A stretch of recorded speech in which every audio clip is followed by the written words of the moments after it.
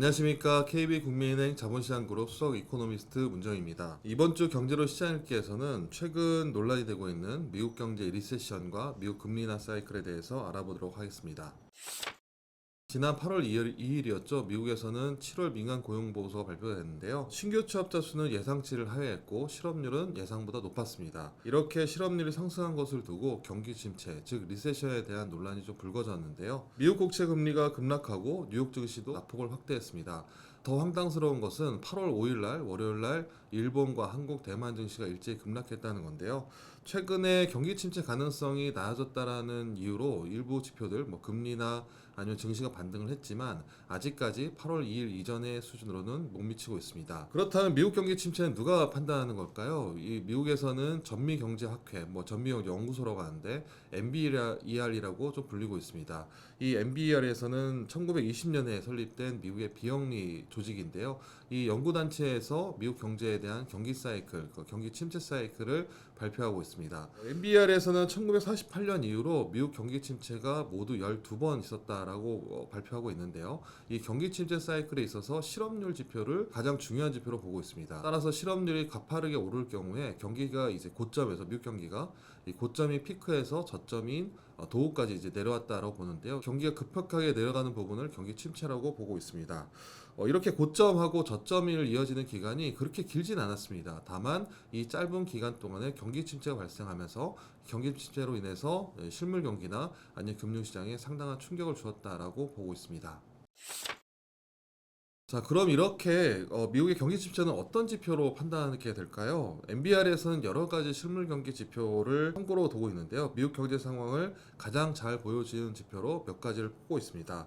대표적으로는 이전 소득을 제외한 실질 개인 소득, 그리고 비농업 취업자 수, 실질 개인 소비 지출, 도소매 판매, 그리고 산업 생산 등의 지표입니다.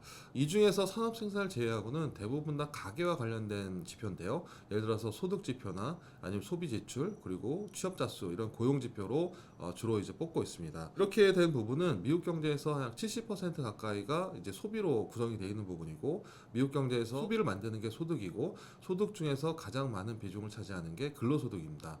따라서 이제 취업자 수, 고용이 어떻게 변하느냐에 따라서 개인의 근로소득이 바뀔 거고, 소득의 증감에 따라서 소비로 이어지기 때문에 결국에 가장 중요 지표로는 정부 이전을 제한 실질 개인 소득, 그리고 비농업 취업자 수, 이 두 가지 지표가 핵심 지표로 뽑고 있습니다. 만약에 미국의 경기 침체가 시작되면은 중앙은행인 연방준비위원회, 우리가 이제 연준이라고 보통 얘기하는데, 이 연준에서는 기준금리를 인하하기 시작하겠죠. 금리를 인하해서 가계와 기업의 이자 비용을 줄여줘야 가계가 소비를 할 수 있고 기업이 투자와 생산활동을 영위할 수 있습니다. 1990년 이후로 미국 연준은 모두 7차례에 걸쳐서 금리를 내렸는데요. 이 중에서 1990년대 후반에 금리 인하 사이클, 이 사이클을 제외하면 모두 6번의 금리 인하 사이클이라고 볼 수 있습니다. 흥미로운 점은 6번의 금리 인하 사이클에서 우리가 보통 얘기하는 이제 빅컷이라고 얘기하죠. 50bp를 금리를 인하했던 사이클이 3번, 그리고 일반적으로 25bp씩 인하를 했던 사이클이 3번에 있었습니다. 그러니까 3번은 좀 가파르게 인하를 했고 3번은 예상대로 이제 순차적으로 인하를 했다는 거죠. 이렇게 가파르게 인하했던 시점의 그 금리 인하 배경은 첫 번째는 2000년대 초반에 이제 IT 버블 붕괴가 있었고요. 그 다음에 2008년 서브프라임 모기지 전에 2007년에도 금리 인하가 좀 50bp씩 가파르게 인하가 됐고요. 그리고 마지막으로 2020년 우리가 예상하지 못했던 코로나 바이러스로 인해서 무려 이제 1.25%에서 0.25%까지 100bp 금리 인하를 단행한 경험이 있습니다.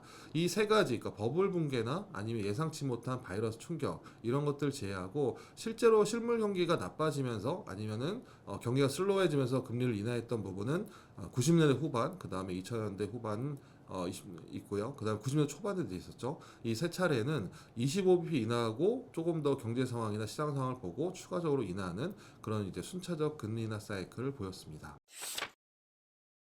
결국 과거의 경험을 통해서 현재를 이제 어떻게 금리를 할 거냐라는 부분인데, 지금 현재 미국의 고용 시장을 보면은 아직까지 고용이 감소하진 않았습니다. 고용 증가자 수가 이제 좀 줄어드는 부분이 있지만 전월비 마이너스 이제 겨우 고용이 역성장했다라고 보이진 않고 있고요. 그런 측면에서 이제 고용 시장 자체가 둔화되고는 있지만 감소하고 있지 않다라고 볼 수 있을 것 같고요. 금리 인하 강도 역시 그에 따라서 강하게 지금 현재 당장 9월달에 50bp를 인하할 정도로 경기가 나쁘다라고 보기는 어려운 것 같습니다. 미국의 고용 시장의 최근 2000년대 후반하고 그 전의 상황을 보면은 현재 고용 시장 자체는 2007년보다는 2019년과 좀 유사한데요. 2007년 같은 경우에는 일부 이제 금융기관의 부실, 부동산 시장의 부실 때문에 가파르게 금리를 좀 내려야 되는 그런 상황에 좀 도래했었고, 2019년 하반기에는 그거보다는 이제 물가가 좀 안정적이고, 다만 이제 성장률이 떨어지면서 금리를 좀 낮춰야 된다는 명분이 좀 강해지면서 0.25%포인트 금리를 인하했는데요. 현재 미국의 고용 시장을 좀 감안하면은 2007년보다는 2019년에 가깝지 않나라고 볼 수 있을 것 같고요. 자, 만약에 금융시장이 만약에 불안감이 좀 고조되고 경기 침체에 대한 우려가 커진다면 연준은 이제 50bp 금리 인하할 거다라고 볼 수도 있지만, 연준이 2008년 이후로 좀 달라진 부분이 있습니다. 2008년 이후에 이제 서브프라임 모기지 부실을 경험하고 대규모 금융시장 충격이 발생하면서 연준이 이제 금리 정책뿐만 아니라 비전통적 통화 정책, 그러니까 유동성을 공급한다든가 아니면 부실 채권을 매입해 준다든가 이런 조치들을 이제 같이 쓰고 있다라는 거죠. 최근으로 본다면 2023년 3월에 있었던 SVB 파산, 그러니까 실리콘밸리 은행이 이제 부도가 났었는데 이제 유동성이 부족했던 부분이고, 이 과정에서 연준이 했던 거는 금리를 낮추는 게 아니라 오히려 통화량을 늘려주고 채권을 좀 담보 채권을 좀 잡아주는, 그래서 일시적으로 연준의 자산이 4천억 달러 늘어나는 이제 조치를 취했습니다. 따라서 만약에 금융시장이 좀 경기 침체가 불안하다 그러면은 아마 연준은 발빠르게 정책 조치를 내놓을 가능성이 높은데, 지금 그 외의 상황들, 그러니까 고용을 제외한 다른 경제 지표나 이런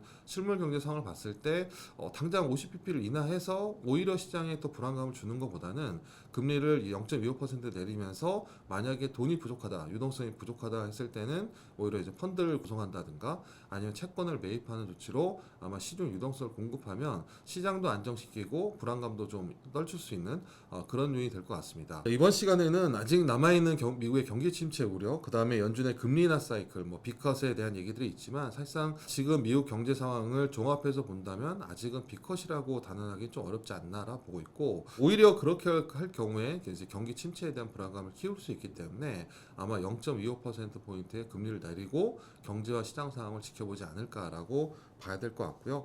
앞으로 주목할 지표는 가장 중요한 건 이제 고용 지표입니다. 주간으로 본다면 5개월마다 나오는 신규 실업수당 선고 건수가 있을 거고요. 그 다음에 매월 초에 나오는 민간 고용 보고서, ADP 민간 고용, 이런 이제 고용 지표들이 앞으로 이제 연준의 금리, 그 다음에 미국의 경기 침체에 있어서는 어느 정도의 지금 경기 하강 속도냐라는 걸 볼 수 있기 때문에 이 고용 지표들이 앞으로는 가장 주목해야 될 지표가 돼야 되지 않을까라고 보고 있습니다. 이상 경제로 시장 읽기 마치도록 하겠습니다. 감사합니다.